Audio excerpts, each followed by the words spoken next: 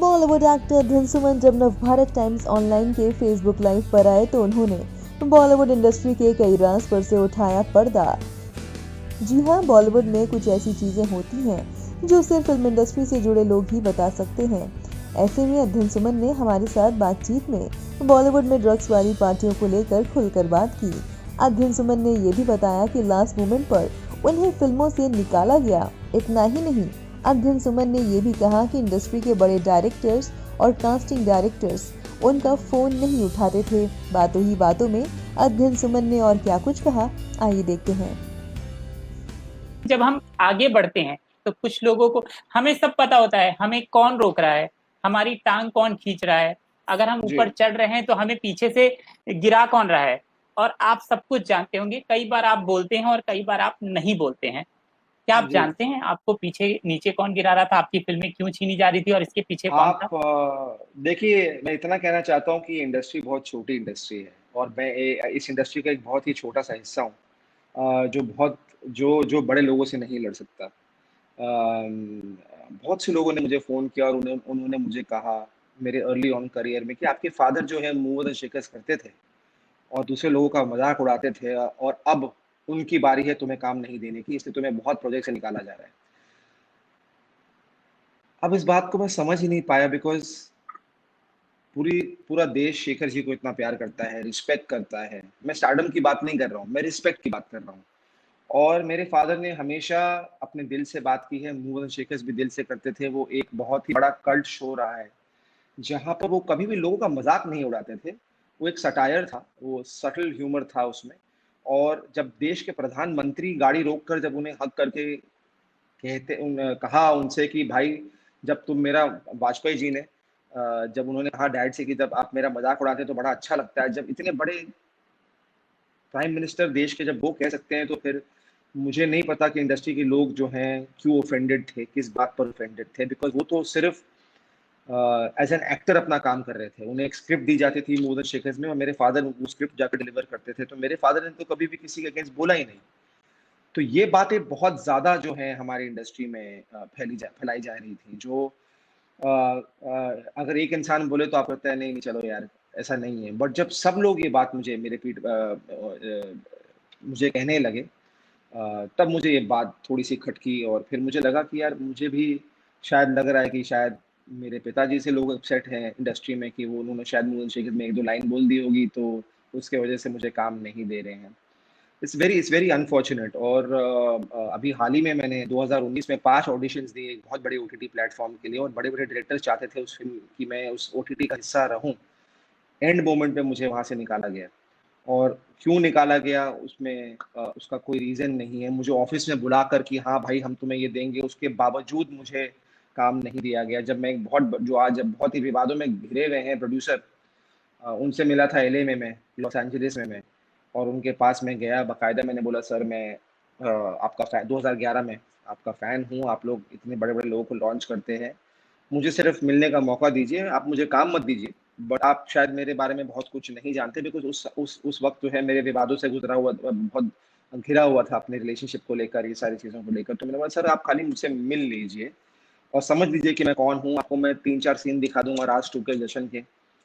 तो उन्होंने बोला हाँ, हाँ, definitely man we meet up in this and that. और उसके बाद मैं 6-7 साल तक ट्राई करता रहा। मेरे मैसेजेस पढ़ते भी थे, वो ब्लू टिक आता भी था व्हाट्सएप पे लेकिन जवाब नहीं देते थे।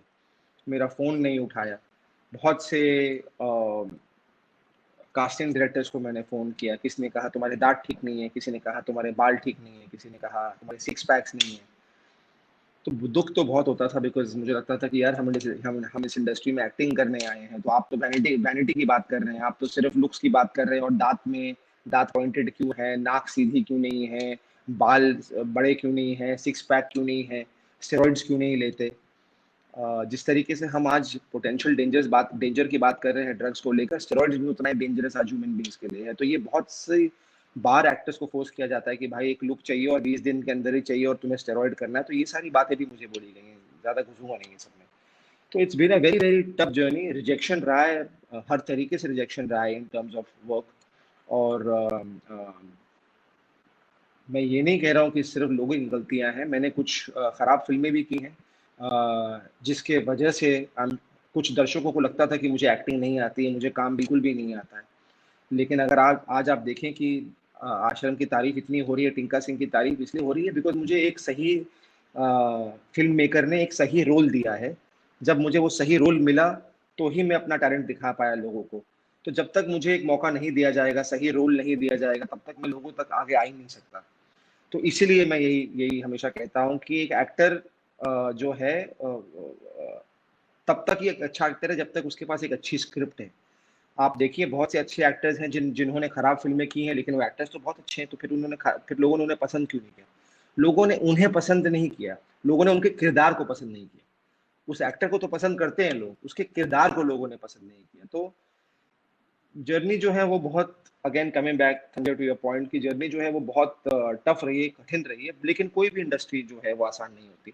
हर इंडस्ट्री में जो है तकलीफें आपको हो आएंगी। आपके जर्नलिज्म फील्ड में अगर आप देखें तो मैनिपुलेशन है, हमारे फील्ड में मैनिपुलेशन है, बिजनेस फील्ड में मैनिपुलेशन है और आपको इसी से लड़ना है।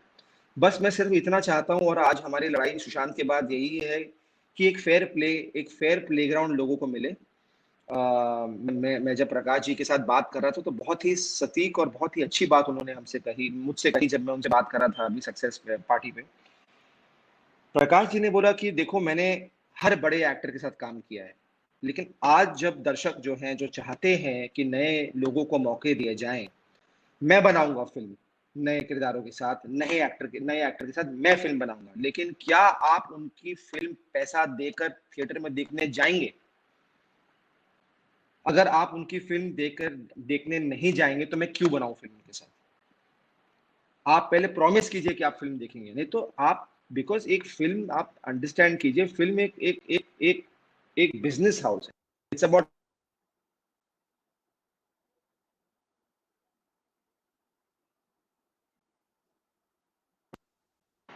आवाज आ रही है? हाँ जी, जी, आ रही। अगर आप देखें तो हम आज एक बिजनेस के तौर पे फिल्में बना रहे हैं ताकि प्रोड्यूसर पैसे लगाता है, पैसे कमाता है। तो बहुत अच्छा मूवमेंट है कि आप आज जो है आज हमारी पब्लिक जो है वो गुस्सा है, उनके अंदर एक आक्रोश है, वो डिसलाइक्स दे रही है ट्रेलर को, वो दिखा रही है कि हम गुस्से हैं। मैं इस बात पे खुश नहीं हूँ कि किसी फिल्म को डिसलाइक दिया गया है या किसी ट्रेलर को द मोस्ट डिसलाइक ट्रेलर बनाया गया है, बिकॉज आई एम श्योर उस फिल्म को बनाने में भी मेहनत लगी होगी किसी की, तो मैं क्यों किसी का बुरा चाहूँ। लेकिन जो पब्लिक का जो इमोशन दिख रहा है वो सही इमोशन है। लेकिन सिर्फ घर पर बैठ के उसे डिसलाइक देना थोड़ा सा मुझे लगता है कि ठीक है आपने किया, वो मुझे आसान लगता है। लेकिन जब थिएटर्स खुलेंगे, जो बॉक्स ऑफिस है जिससे माना जाता है एक एक्टर को, स्टार को, तो मैं चाहूंगा, मैं अपनी बात नहीं कर रहा हूँ, चाहिए आप मेरी फिल्म मत देखिए, लेकिन जो नए एक्टर जो हैं जिन्हें आप पसंद करते हैं, प्यार करते हैं, उनकी फिल्में जो हैं आप जाकर प्लीज देखिएगा थिएटर में जाकर। जो एक बड़े स्टार को 100 करोड़ की ओपनिंग मिलती है, वो एक नए कलाकार को क्यों नहीं मिल सकती अगर फिल्म अच्छी है तो बस मेरी दरख्वास्त ऑडियंस से यही रहेगी कि प्लीज दूसरे न्यू कमर्स को भी वही दर्जा दीजिए, वही इंपॉर्टेंस दीजिए जो आप एक बड़े सितारे को देते हैं।